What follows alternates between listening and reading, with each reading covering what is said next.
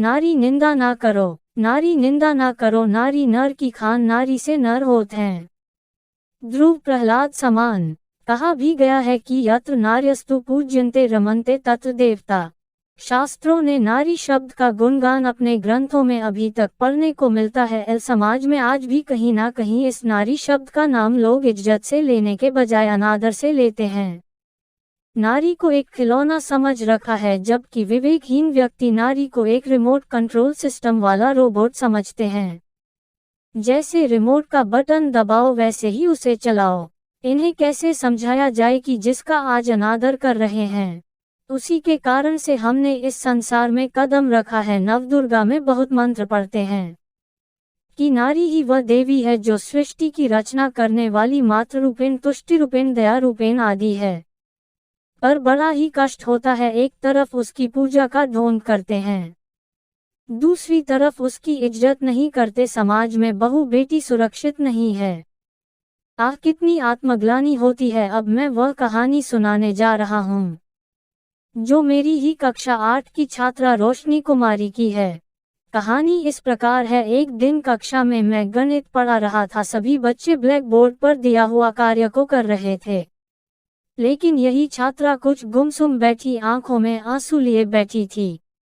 मेरी अचानक नज़र उस छात्रा पर गई और मैंने उसे अपने पास बुलाकर उससे कारण जानना चाहा। पहले तो कुछ बोलने को तैयार नहीं हुई। जब मैंने उससे कुछ प्यार से पूछा तो और तेज रोने लगी। मैंने सोचा इसकी तह तक जाना पड़ेगा। मैंने उससे बैठने को कहा।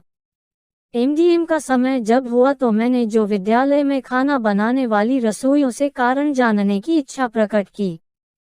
उनकी जब मैंने बातें सुनी तो मुझे पता चला कि जहां आज नारी आसमानों की बुलंदी को चूम रही है, लेकिन इसके घर में तो अंधकार भरा पड़ा है। कारण का पता यह चला कि रोशनी 5 बहनें हैं, कोई भाई भी नहीं है। उसके पिताजी प्रतिदिन शराब पीकर उसकी मां को मारते हैं और उसे घर से निकालने की बात करते हैं और कहते हैं कि इसी के कारण घर में लड़कियों की लाइन लग गई है।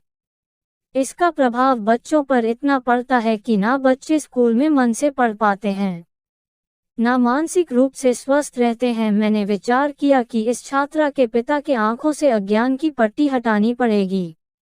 मैंने निश्चय किया कि एक दिन विद्यालय में पेरेंट टीचर मीटिंग में सभी अभिभावकों को बुलाकर सत्यता को प्रकट कर दूं कि इसमें नारी का कहीं भी दोष नहीं है। अगर दोष है तो सिर्फ पुरुष का, जो अपने को खुदा समझता है।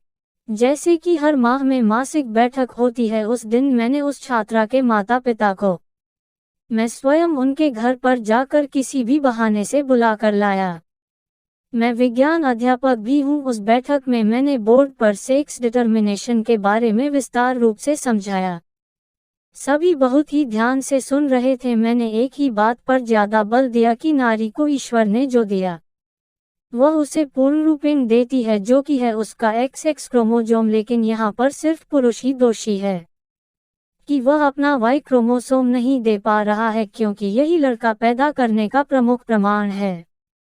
अतः पूर्ण रूप से पुरुष दोषी है। मुझे खुशी इस बात की हुई उसी छात्रा के पिता जब मीटिंग समाप्त हुई तो मेरे ऑफिस में आकर पहले तो कुछ हिचकिचाए, फिर कहा, गुरुजी, आज आपने मेरी आंखें खोल दी और कहा मैं बहुत बड़ा पाप कर रहा था। इन सभी का कारण अपनी पत्नी को ही समझ रहा था, लेकिन आज से शपथ खाता हूँ, आज के बाद मैं कभी भी शराब नहीं पीऊंगा और ना पत्नी को मारूंगा। लोगों की कही बातों पर आ जाता था कि तेरी पत्नी कभी लड़के को जन्म नहीं देगी, लेकिन आपने मेरी आंखें खोल दी। अब मेरी लड़कियां ही मेरे बेटे हैं। अगले दिन से वही छात्रा बहुत खुश रहने लगी और बहुत मन लगाकर पढ़ने लगी। अंत में यही कहना चाहता हूँ, नारी का सम्मान राष्ट्र का सम्मान।